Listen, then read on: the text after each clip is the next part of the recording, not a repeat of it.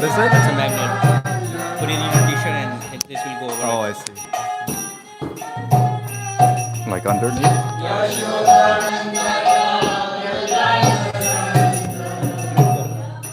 Just like that? Yeah. Natiravanachari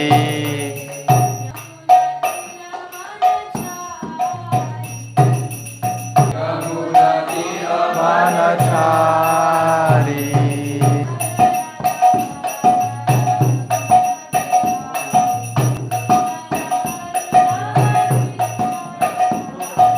Jaya Radha Mama Kunja Bihari Gopi Jana Vallabha Giridhara Hari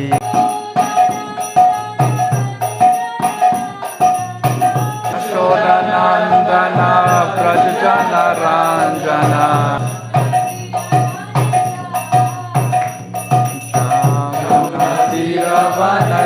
Natiravanachari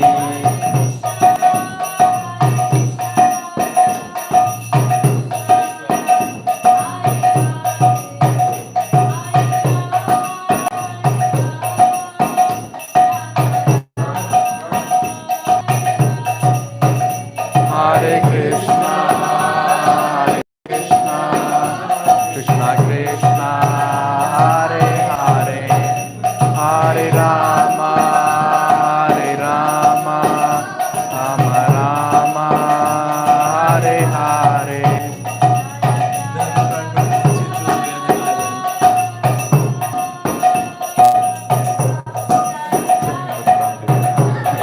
Jaya Prabhupada, Prabhupada, Prabhupada, Jaya Jaya Prabhupada.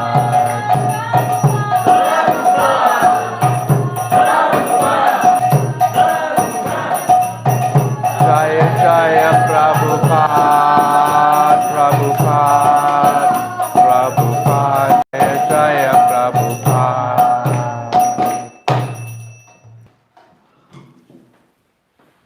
Om Namo Bhagavate Vasudevaya. Om Namo Bhagavate Vasudevaya. Om Namo Bhagavate Vasudevaya.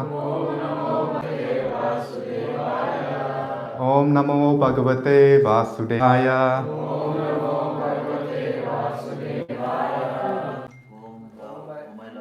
my Lord, personality of Godhead, I offer respectful obeisances unto you. Narayana Namastyam Naram Chaiva Narottamam Devim Saraswati Asam Tato Jayam Uduirayet. Before reciting the Srimad Bhagavatam, which is the very means of conquest, one should offer respectful obeisances unto the personality of Godhead, Narayan, unto Narayan Rishi, the supermost human being, unto Mother Saraswati, the goddess of learning, and unto Srila Vyasadeva, the author. Nastaprayesh Bhadreshu Nityam Bhagavata Sevaya Bhagavati Ruttama Shloke Bhakti Bhavati Naishtaki. By regular attendance classes on the Bhagavatam and by rendering of service to the pure devotees, all that is troublesome to the heart is almost completely destroyed, and loving servant to the personality of Godhead, who is praised with transcendental songs, is established as an irrevocable fact. Jnanatimirandasya Jnananjana Shalakaya Chakshurunmilitam Yena Tasmai Shri Gurave Namaha. In the darkness of ignorance, my spiritual master opened my eyes with the torchlight of knowledge. I offer respectful obeisances unto him. Okay, so today we're reading from Canto 7, Chapter 9, Texts 8 through 10. So what's the general form that devotees will collectively read the first two verses and then... Two verses here, and then we'll focus on the 10th verse. Text 8. Prahlad Maharaj prayed, how is it possible for me, who have been born in Etam Levashuras, to offer suitable prayers to satisfy the Supreme Personality of Godhead? Even until now, all the demigods Brahma and all the saintly persons could not satisfy the Lord by streams of excellent words. Only such persons are very qualified, being in the mode of godliness. Then what is to be said of me? I am not at all qualified. possess wealth and aristocratic family, beauty, austerity, education, sensory expertise, luster, influence, physical strength, diligence, intelligence, and yogic power. But I think that even by all these qualifications, one can satisfy the Supreme Personality of Godhead. However, one can satisfy the Lord simply by devotional service. Gajendra did this, and thus the Lord was satisfied with him. If a Brahmana has all 12 of the Brahminical qualifications, as they are stated in a book called Sanat Sujata, but is not a devotee and is averse to the lotus feet of the Lord, he is certainly lower than a devotee who is a eater, but who has dedicated everything, mind, words, activities, wealth, and life to the Supreme Lord. Such a devotee is better than such a Brahmana, because the devotee can purify his whole family, whereas the so-called Brahmana, position of false prestige, cannot purify even himself. We'll read the verse now. Viprad visad guna yutad aravinda napa.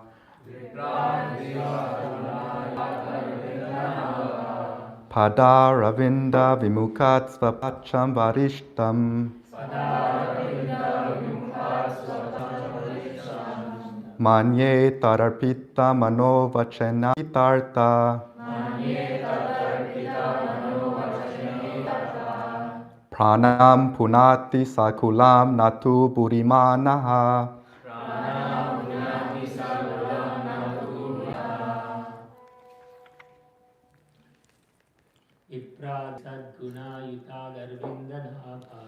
Viprad visad gunayutad aravindanaba. Padaravinda vibhukat svapacham varishtam. Param ravinda vimukat svapacham varishtam. Manyeta darpita manovachane hitartha. Manye tadarpita mano vachani hitarta.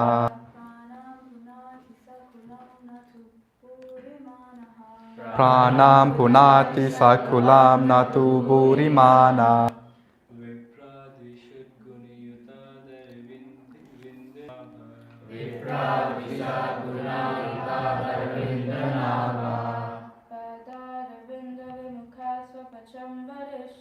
Padaravinda vimukat svapacham varishtam.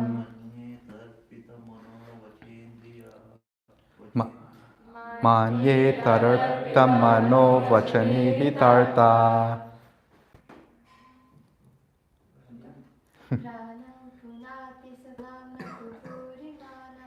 Pranam punati sakum natu burimana.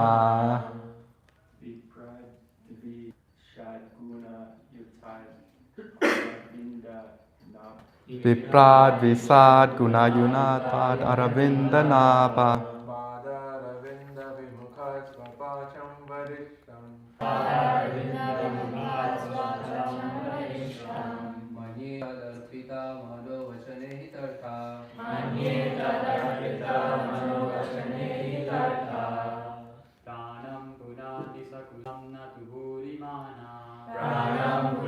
Saikalanam nachuripana.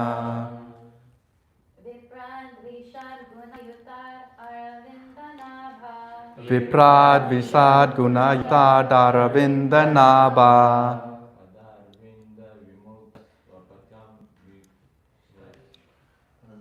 Padaravinda vimukat svapacham varishtam.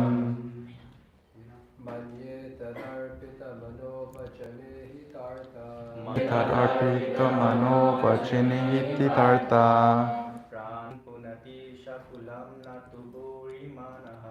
Pranati sakulam natu burimana. Translation. If a Brahmana has all 12 Brahminical qualifications, as they are stated in the book called Sanat Sujata, but is not a devotee and is averse to the lotus feet of the Lord, he is certainly lower than a devotee who is a dog eater, but who has dedicated everything, mind, words, activities, wealth, and life to the Supreme Lord. Such a devotee is better than such a Brahmana, because the devotee can purify his whole family, whereas the so-called Brahmana in a position of false prestige cannot purify himself. Do we take turns reading the purport? Please go ahead, Prabhu. Here is a statement by Prahlad Maharaj, one of the 12 authorities, regarding distinction between a devotee and a Brahmana, expert in Karma Kanda or Vedic ritualistic ceremonies. There are 4 Varnas and 4 Ashramas, which divide human society. But the central principle is to become a first-class pure devotee. It is said in the Haribhakta Sudhoja. Everyone together? Bhagavad Bhakti Hinasya Ti Shastram Japasaha Aprana Shaiva Dehasya Mandanam Lokaranjanam. If one is born in high family like that of a Brahmana, Kshatriya or Vaishya, but is not a devotee of the Lord, all his good qualifications as a Brahmana, Kshatriya or Vaishya are null and void. Indeed, they are considered decorations of a dead body. In this verse, Prahlad speaks of the Vipras, the learned Brahmanas. The learned Brahmana is considered best among the divisions of Brahmana, Kshatriya, Vaishya, and Shudra. But a devotee born in a low Chandala family is better than such Brahmanas. Not to speak of the Kshatriyas, Vaishyas, and others. A devotee is better than anyone, for he is on a transcendental position on the Brahman platform. Mamchayo vivacharina bhakti yogena sevate saguna samityaitan brahma bhuyaya kalpate. God who engages in full devotional service, who does not fall down in any circumstance, at once transcends the modes of material nature and thus comes to the level of Brahman. Bhagavad Gita 14.26. The 12 qualifications of a first-class Brahmana, as stated in the book called Sanat Sujata, are as follows. Jnanam cha chatyam cha dhamma shrutam cha hi amatsarya ishtitikshana suya yajnas cha danam sadriti samascha mahavrata vadasa brahmanasya. The European and American Jews in the Krishna consciousness movement are sometimes accepted as Brahmanas, but the so-called caste Brahmanas are very much envious of them. In answer to such envy, Prahlad Maharaj says that one who has been born in Brahmana family but is falsely proud of his prestigious position cannot even pure himself, not to speak of his family.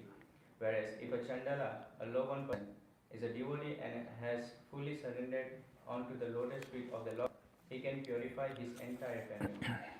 We have had actual experiences of how Americans and Europeans, because of their full Krishna consciousness, have purified their whole families. So much so that a mother of a devotee, at the time of her death, inquired about Krishna with her last breath. Therefore, it is theoretically true and has been practically proven that a devotee can give the best service to his family, his community, his society, and his nation. The foolish accuse a devotee of the principle of escapism, but actually the fact is that a devotee is the right person to elevate his family. A devotee engages everything in the service of the Lord, and therefore he is always exalted. Jai. So thank you very much, devotees, for allowing me to speak on the Srimad Bhagavatam today. It's my first time giving a class, so please provide your prayers and bless that I can speak something which is of value and of meaning. Start off by reading the verse. I'll read the verse again. If a Brahmana, all 12 of the Brahminical qualifications, as they are stated in the book called Sanat Sujata, but is not a devotee and is averse to the lotus feet of the Lord, he is certainly lower than a devotee who is a dog eater, but who has dedicated everything, mind, activities, wealth, and life to the Supreme Lord. Such a devotee is better than Samana, because the devotee can purify his whole family, whereas the so-called Brahmana, in a position of false prestige, cannot purify even himself.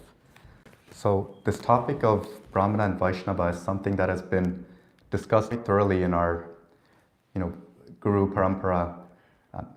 Krishna in the Bhagavad Gita in chapter 4, text 13 says, Chatur Varnam Mayashtam Guna Karma Vibasaha Tasya Arkartam Apimam Vidi Artya Avyayam. That according to the 3 modes of material nature and the work prescribed by them, the 4 divisions of human society have been prescribed by me. So this is a direct process that Krishna has provided. And what is the process that he's instituted the Varnashram Dharma system? We know Brahmanas are considered the intellectual class. They perform certain activities, giving and accepting charity, performing sacrifices, doing deity worship and teaching deity worship as well. And then we know that the Kshatriyas, who are often affiliated with the mode of passion, are the administrators. They're responsible for protection. And then the Vaishyas are responsible, namely for agriculture, trade, and so forth. And then the Shudras, the laborer class, are responsible for, taking care of other systems of society.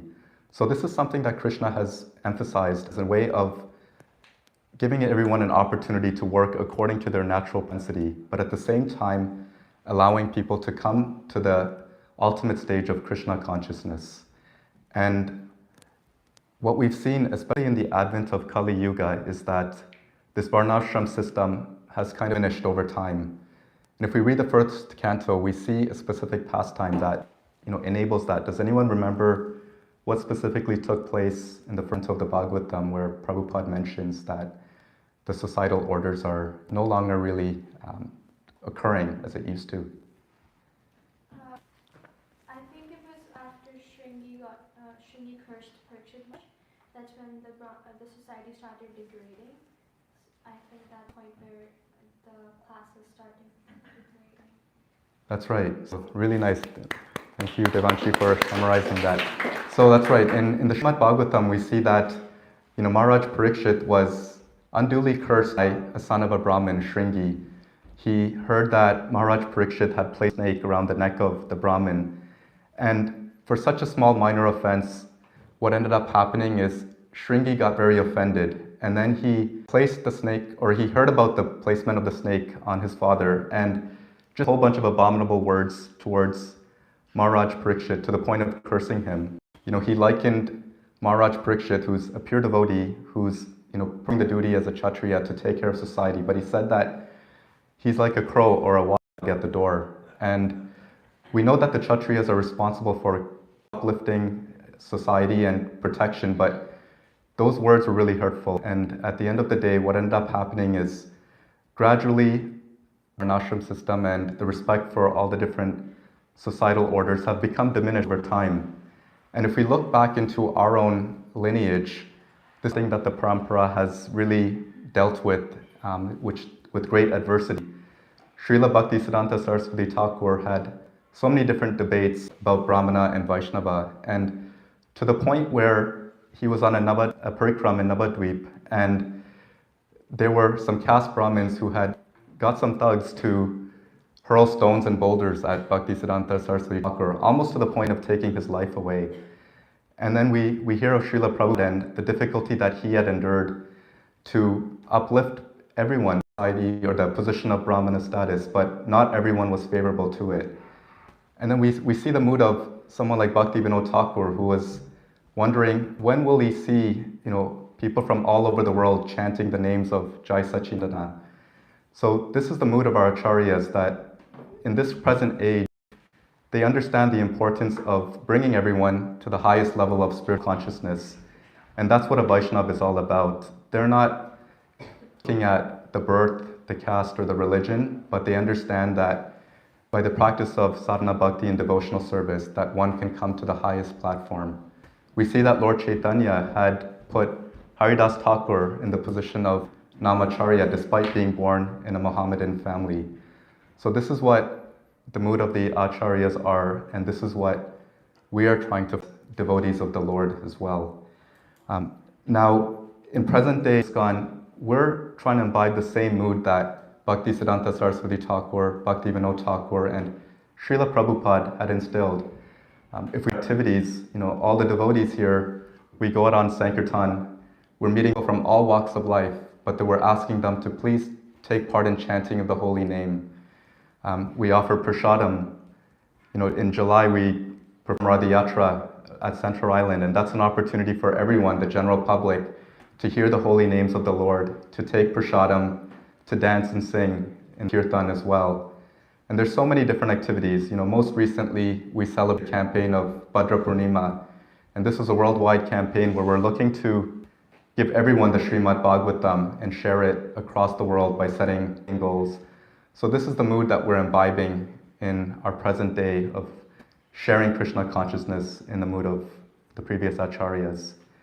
Now, this verse also talks about how someone, regardless of their birth, has the potency to purify the entire family.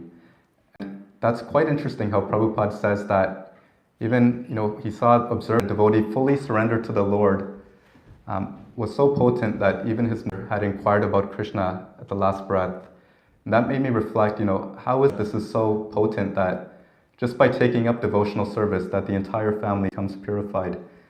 And, we talked about Parikshit Maharaj and the past of Shringi. There's another verse in the Srimad Bhagavatam on Canto 1, Chapter 19, 35. If we're able to flip to that verse, it talks a little bit more about the purification process. So if we can just go into that and we can read the translation and the purport as well. Could you move your microphone to the other side? With this one? No, the bottom one. Oh, okay.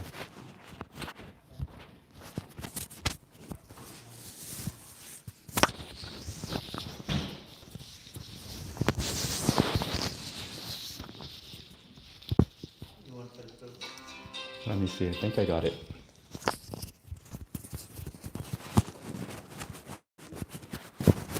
Very complicated.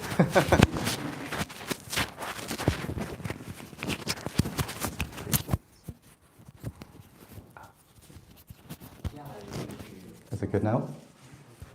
Okay. Okay. So, do we have the verse up, Prabhu? 190.1. 35, please. Yeah.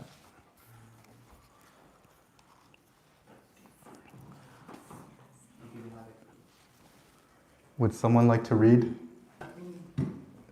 I don't know who to select. We'll let Dinal, Prabhu, go ahead. Translation.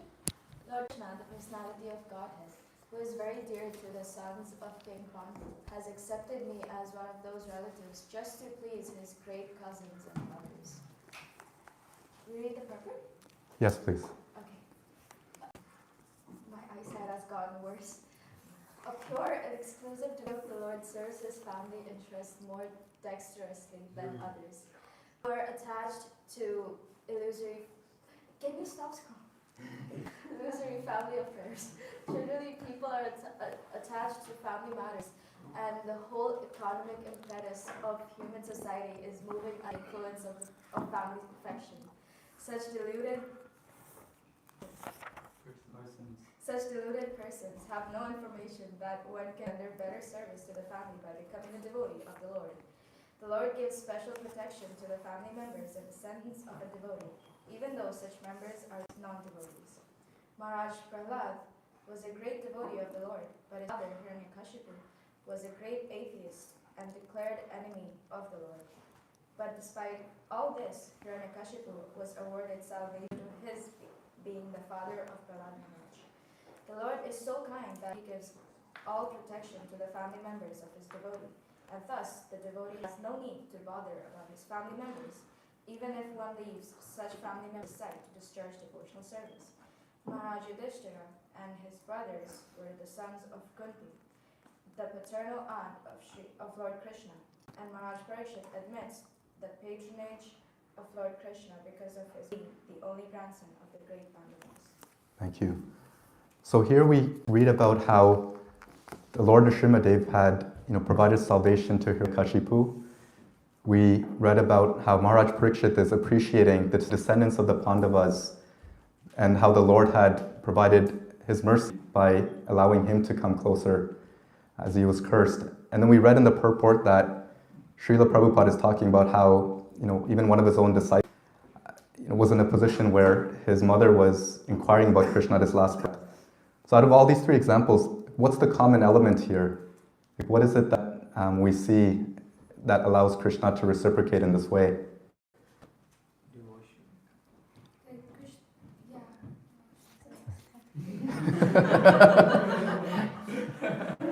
Krishna feels the family members of the devotee. the one who has done devotional service. Dinel? And also that lineage and everything, your family status does not matter as long as you render devotional service. Yes. Anyone else? Surrender and devotion. Yeah, I think everyone summed it up really nicely.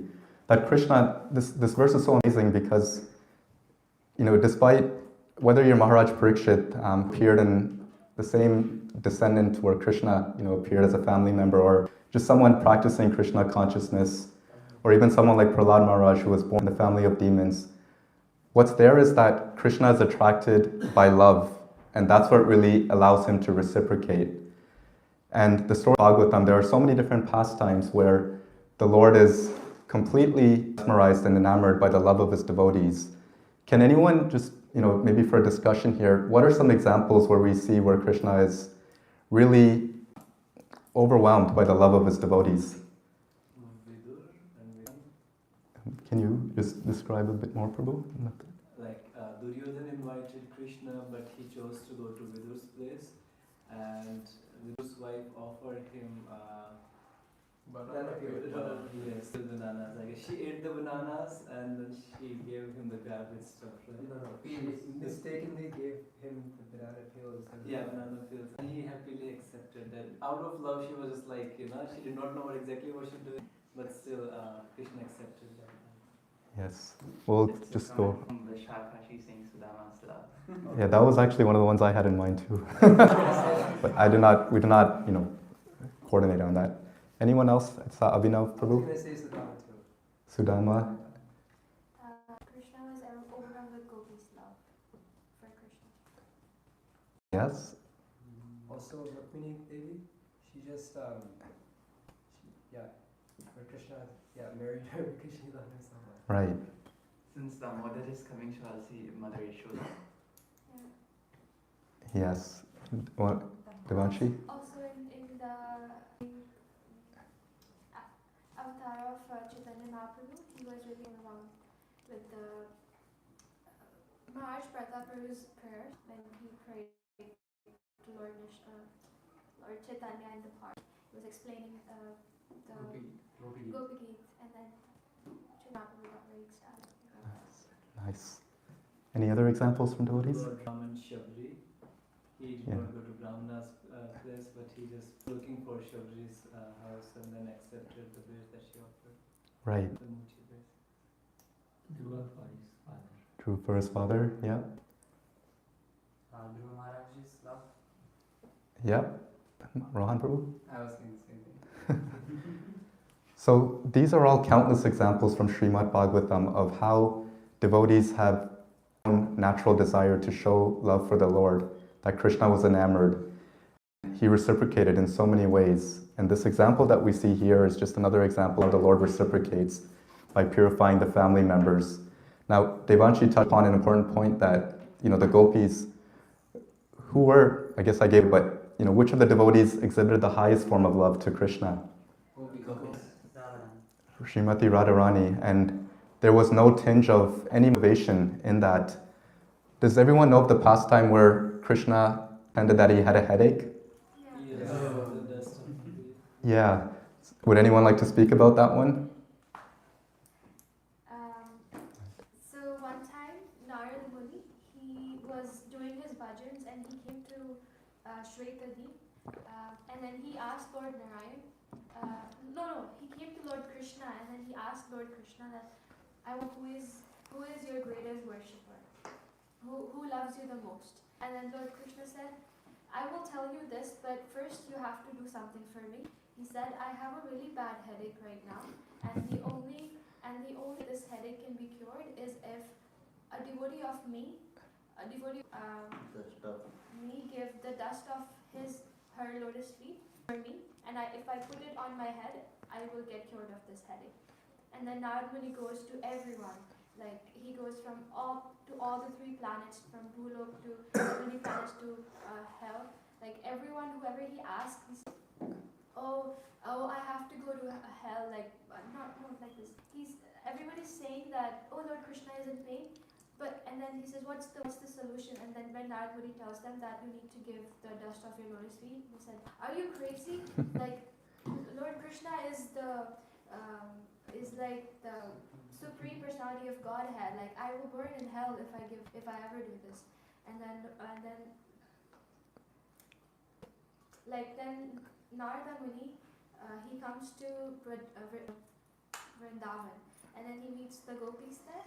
And then when he tells them that, oh, Lord Krishna is in so much pain and he needs the dust of the devotees, as soon as gopis they heard it, they were like, oh, for sure. So what they go to Yamuna, they walk on the sand, all of them, and then fills pots and pots of that sand in which they walked in, and then they give this to Lord Krishna now. And then when Narad Muni asks, aren't you afraid to go? And then he's like, if by doing this, Krishna's headache can be cured, and if he is pleased, I don't mind going to hell either. Thank you. Wow, that is such a beautiful pastime. So this is an example of true love. You know, Krishna's complete. He says in the Bhagavad Gita, Aham sarvas prabhavyo, that I am the source of all spiritual and material worlds. Everything emanates from me. He has everything. He doesn't need anything material for that matter. He wants is that love, that unconditional love that Devanshi was describing in terms of the gopis.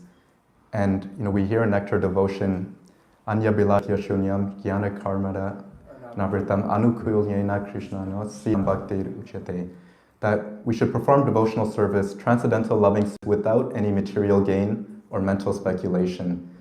And through this practice of Krishna consciousness, we can get to that point where we see ourselves fully surrendered and we get the mercy of the Lord. The question may arise to ourselves, how do we develop that love? And this is where we really want to put what Prabhupada had given us into practice. You know, we learned that there are 64 limbs of bhakti and that there's 5 limbs that are first and foremost. Does anyone know what those 5 limbs of bhakti are? Abhinav Prabhu? Reading Bhagavatam, staying in the Dham, chanting the holy name, eating prasad. No, associating with these. And there's one more I'm forgetting. Yeah. Does anyone know what the final one is? Offering, worshiping the deity? Yes. Out of the 64 limbs of bhakti, there's emphasis on these 5. If you look at this practice of Krishna consciousness and this program that Srila Prabhupada has instituted, all these 5 examples are covered. Hearing Sri Bhagavatam, we're doing that now, and all of you do that on a daily basis. Chanting Hare Krishna, as part of the morning program, there's an opportunity to perform japa, chanting 16 rounds that we commit to. Hearing Srimad Bhagavatam, chanting Hare Krishna, living in a place of pilgrimage. So Nirumuna Dham is not different from a place of pilgrimage because we have Shri Shri Radha Kishore Gopinath and we have the presence of all the senior Vaishnavas and the devotees here.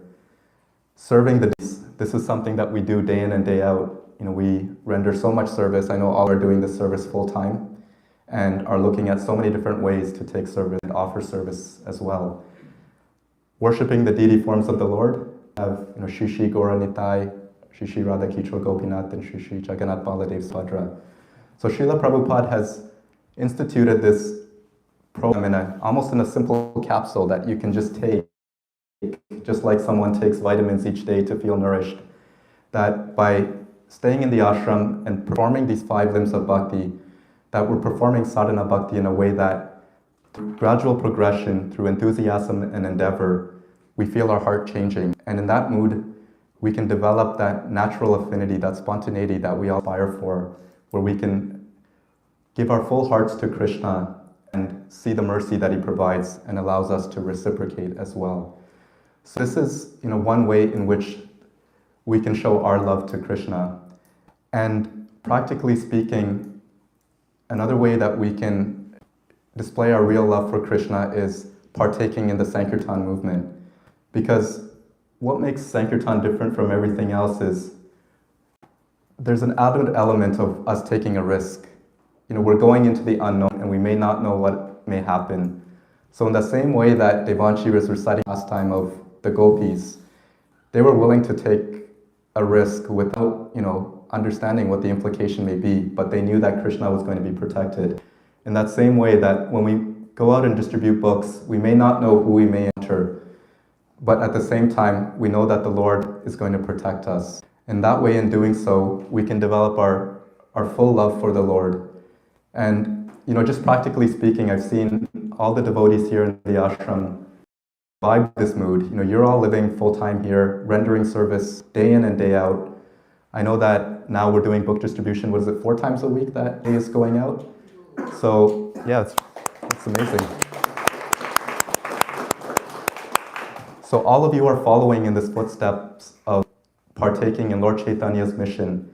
And in doing so, you're embodying what's being described in this verse, that Srila Prabhupada, the Guru Parampara, had this mood of uplifting everyone, regardless of their birth. When we go out on book distribution, we don't know who we're going to meet. When we do programs like BYS, we're seeing the impact of those chanting the holy name. It's not that it's based on birth, race, or religion, but people feel that they realize that there's something more powerful, and Krishna consciousness is that. It's the eternal consciousness of the soul, and it can be revived as practice. So we're following in that mood and developing that unconditional love that we want to have to see the Lord. And in doing so, we're pleasing the Guru Parampara and following the struggles that Srila Prabhupada had taken, at the age of 69 to come on board the Jaladuta, suffering many heart attacks, but seeing that his guru wanted him to preach in the West. And despite undergoing so many hardships, we're seeing the effects of what he's done. And I know for myself personally that it's because of Srila Prabhupada that I'm getting the opportunity to speak in front of all of you right now. And I'm eternally grateful, and taking part in the book distribution campaign. We'll have the Prabhupada Marathon starting soon, and there'll be so many opportunities to take part and get to that point of achieving that love that we're all looking for. The Lord will surely reciprocate, like the way that we've seen through these examples. So thank you very much, devotees. That's what I wanted to share. And we'll spend a few minutes for any questions or reflections that anyone may have.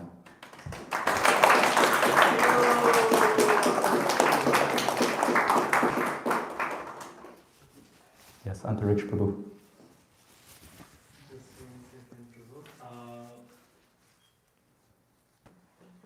We were talking about Brahmanical qualities, that even if somebody, right now we are trying to be devotees, we are practicing right now, and we are more focused on developing those Brahmanical qualities. Someone already has 12 Brahmanical qualities, and still, is it possible to still not be closer to Krishna, or is there any possibility after, despite having those, you do not like Krishna?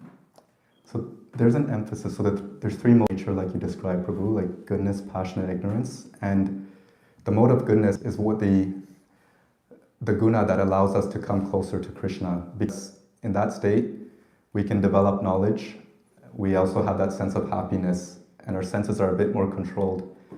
But it's not the complete end. Krishna says that one should transcend the modes of nature. So one may have Brahminical qualities, they may be situated in the goodness, but ultimately we want to get to that point of unalloyed goodness, because in that state there's no mix of the other mode, whereas in the mode of goodness there can still be the mode of passion or is present as well. But in that mode of goodness, it's transcendental, and we're able to understand that we're devotees of the Lord. There's no motivation behind that. So this verse that we read just describes that there can be a sense of false prestige, that if one is, by birth proud of their Brahminical status, but they may not be necessarily devotees of the Lord. But the emphasis is placed that we're not so caught up what one is by birth, but that the culture, the qualities can be acquired, and in that way, one can gradually elevate themselves to that point. So ultimately, the Brahminical status, the mode of goodness, but we want to go beyond that and reach that Sura Sattva transcendental platform. Another question, Prabhu. You talked about Varnashram. In Varnashram, we have 4 classes, and we know that Brahmins and Kshatriyas, they go through, what do we call it? they live life as Brahmacharis and then they transition to Grihastha and then Grihastha to Vanprastha and then to Sannyas. I mean, how about Shudras? Do they go through the same process? So I think one important thing to just emphasize here, Prabhu, is like in this present age, we say that we're all Shudras to one extent because of the age of Kali. So we're just trying to practice this emphasis of Krishna consciousness in a way that we can come to that point. In the past, where Varshram system was properly followed, there were ways that, according to one's nature, those in the Shudra are generally identified with the mode of ignorance, but at the same time, they're rendering service to the higher classes, and in doing so, they're able to, get the benefit of, their practice as well. I'm not, I don't know all the details of Varnashram system, and I know that it's a very complicated subject. We can research a little bit more, but one thing that I would emphasize in the age is that we're not too caught up on the actual visions, but that we know that in the practice of Krishna consciousness, regardless of where we are, we have that capability to uplift ourselves as well. And in the Bhagavatam, we actually see in the first canto, like Sutta Goswami, he makes an emphasis that he himself was not a Brahmin, he was of a mixed caste, but that he had the association of Sukadev Goswami when he was reciting Bhagavatam, and he also had the presence of all the sages of Naimisharanya, that he gained benefit of their association. We also know how Narada Muni got to his position as well. He was in the association of all the exalted devotees, and by doing so, he was able to elevate himself as well. So the main emphasis is that we should place ourselves in the association of exalted devotees and benefit from their presence to uplift ourselves. I don't know, I was confused, that's why I asked. I thought maybe Shudras would go through the same process and then maybe they also become sannyasi in the end, and that's how they die. That I was confused. Another question about Parikshit Maharaj, and I forgot the Rishi's name. Shonik Rishi. Parikshit Maharaj was, when we read the Katha, it feels just like he just got so impatient that he just kind of, put a snake around his Shringi became impatient. So it was Parikshit Maharaj who did this thing. Oh, sorry, yes, and Shringi, yes. Shringi's reaction was normal, like a Brahmin was insulted and the Brahmin who was doing his sadhana, and unnecessarily without any reason, the act that Parikshit Maharaj did, I mean, that was kind of genuine reaction that his son had to do. That's why. At the same time, Parikshit Maharaj was saved by Brahmastra, and then just the Brahman's curse was so strong that he literally had to rush to know the truth of life. Yes, Prabhu. Yes. So this is an important point. We should see that this pastime of Maharaj Parikshit traveling and being cursed by Shringi is all happening due to the will of the Lord.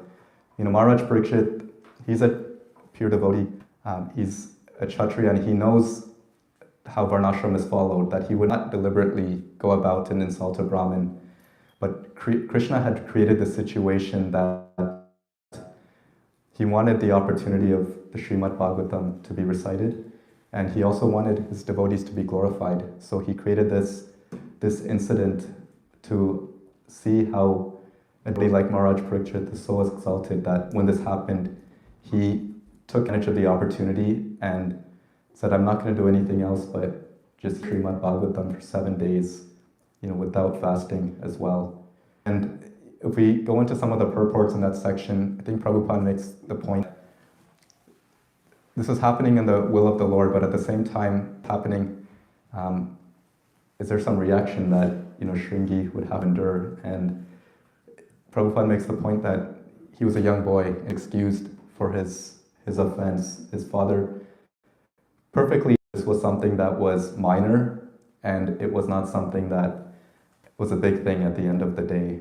That this is both, Shringi's father and Maharaj Parishit are transcendentalists. Their ultimate goal is to go back, to the spiritual world, and they're not, they're fully surrendered. They're not in that point of being inimical. Actually, the reference is made that when I think Shringi's father went to Maharaj Parikshit to explain the situation, that Maharaj Parikshit actually became embarrassed at how apologetic the father was, and that just shows the humility. Imagine someone had cursed you to die, but at the same time you feel guilty that someone is coming in that way.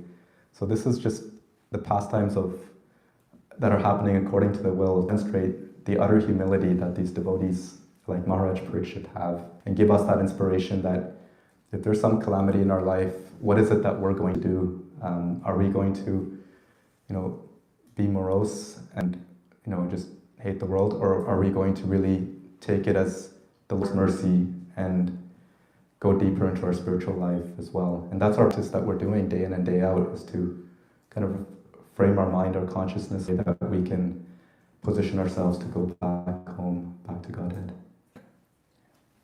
Prabhu, thank you so much for a wonderful lecture first. I mentioned it kind of like 2 times, that it was not a major offense, but if we look like it in a practical way, then if somebody puts a snake in Raja's head, I'll be just really mad. I'll give him or something like We should that. try it next time. Also, we hear that like if something is done to us, that's what was happened. Like we should just tolerate it. If somebody is just doing bad with the devotees, we should not stand quiet at all. So I think he was also right at that point, right? Isn't it? I think that's a really good question. I think we should see that. So one thing is, you mentioned that as devotees we should tolerate when something takes place, and the importance is that we should also see what Maharaj Parikshit's position was as well. That he was sent by the Lord, or he was put in a position by the Lord where he performed this activity. But at the end of the day, this is going back to just happening according to the Lord's will as well. So this is something that Krishna had allowed to take place, and it is, from an external standpoint, can be seen as something that was a little bit offensive or hurtful, but at the same time, we know that, as Prabhupada mentions, this is what started Kali Yuga. In the past, if these types of activities may have taken place, a higher level of spirituality that was present. We heard that in Satya Yuga there's about 100%, and then it gradually decreases by 25% each time around. So, my understanding is that in the past, even if these types of misunderstandings took place, the reaction was different. But at this point in time, because Kali Yuga was being ushered in, the reaction took place as well, and it led to, the events.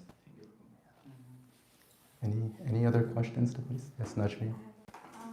So I was wondering, how and why does the jiva develop false prestige, and does it exist in a pure form in this world? That is a very deep subject matter. Would anyone like to speak on that? So it was a 2 question. It was how does the jiva develop false prestige? And the second one is, does prestige exist in a pure form in the spiritual world? Right. So maybe regarding the first question, we know that through the practice of Krishna consciousness, it's about reviving our dormant nature in the heart, that we are really Krishna consciousness in nature, but due to the association of matter, when we come in touch with this material nature, that we develop this false prestige. The modes of Krishna, he says, Daivi Hiesha Gunamaya Mama Maya Duratyayam Mam He Prabhadyante Mayam Eta Tarantite. That this divine energy of mine is difficult to overcome, but those who surrender unto me can overcome it. So the jiva, as soon as they come in contact and they're influenced by the material energy, they develop this false prestige. And we've taken words in this world in different forms and influenced continually by the modes of nature. We see maybe in our own day-to-day life, there may be times that we're more in the mode of goodness, sometimes more in the mode of passion. And this is all a result of us being in contact with the material energy. But this practice of Krishna consciousness allows us to eliminate that false prestige and to go beyond the modes as well. What was your second question, Ishmael? Does it exist in a pure form in the spiritual world? Yeah. Riva, yes, please. I could try, but I think the prestige and pride that exists in the spiritual world is related to Krishna. It's like pride in all the souls that are like, I'm serving Krishna, I am Krishna's. And that becomes like a perverted version of pride in the material world where we take pride in ourselves or we feel prestige in ourselves. In Nectar of Devotion, there's a chapter in which every single emotion of how it is felt in the spiritual world is explained. So maybe we can refer to that. And I'm not sure about the chapter. Thank you. It's a really good question. Any other comments? Antarich? Monil Prabhu, yes? Prabhu, I had a question. You were mentioning that we are really fortunate that we are getting a chance to stay in the ashram, and it's beautiful staying in the ashram. You have a lot of opportunities of services. You get to serve devotees, but it also comes with a risk. Staying in the ashram, you are also to commit some offense against a devotee, and you also see that there's a lot of not a lot, but sometimes there's some there's a fight or conflict between devotees also. So how do you protect yourselves from committing an offense, or in general, how do you protect yourself? Yeah. Well, I can share from just my own experience or just what I've heard from other devotees is, you're right, we're all individual souls and we're all going through this practice of purification. So now there's going to be moments where we may not see eye to eye, and that it's important that when we're put in these situations that, like Amala Harinam Prabhu was saying, that we don't react immediately. The senses, Krishna tells Arjuna, the senses are so strong and impetuous that if something happens, rather than reacting, we should the mode of goodness is to take time and process it. So we should just try to understand what is it that took place. And then at that point, we should, in a Brahminical way, we should have a proper conversation with the devotee, and hopefully that individual is able to listen. As we're expressing ourselves, we should present it in a palatable way that they understand it, because the sound vibration is very strong, and if we speak in a way that's accusatory or very hurtful, it can really take away the essence. So we should be mindful of our interactions and speak to individuals when we're and we should see that at the end of the day, that in the broader picture, that everyone is sent by the Lord to perform devotional service, and that devotees are very special. Krishna says that it's very rare that one takes to this path. We should always have that perspective that these are special souls that the Lord has sent, and the more that through our own practice of sadhana bhakti, that we chant sincerely, we hear the Srimad Bhagavatam, then naturally it will emanate in our behavior, and despite any calamities, anything, we remain calm and equipoised. And I think there was an earlier verse where it says the enemies at the end of the day are coming from our own self, the mind. It's not really coming from others. So if we come to that point where we're able to hit ourselves and have that level of humility, it's going to naturally attract the same reaction from others as well. So I think it starts with working on ourselves on that own level of purification. But even when these things happen, we know how to handle it by just being calm, equipoised, and so that's why there's so much emphasis on hearing each other. Yes. when it happens with the devotees, the ashram, like we should learn, we should hear something from the Bhagavatam. Yeah. Shravan, like Parishit Maharaj Shravan. Right, right. And that's why there's so much emphasis on living in the ashram, you know, like being a brahmachari or something.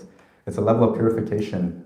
Even in Hasta ashram, there's so much, you know, we have to learn from each other, and it's our tolerance stronger, it makes our good quality, it makes us purified and allows us to get to a point where we can progress further. So this is actually a test, you know, for us to make the most of living amongst one another, and we'll come out on top and just allow us to deal with the different modes when they're at play, because even when we step out to do Sankirtan, or if we're going to the office or working, there's many different dealings, and we've seen that people can react in so many adverse ways, but when people see how a devotee is calm and equipoised, they naturally become attracted, and there's a part of them that will say, like, I want to be like them as well. So we can lead by example and, you know, inspire others to take to this process.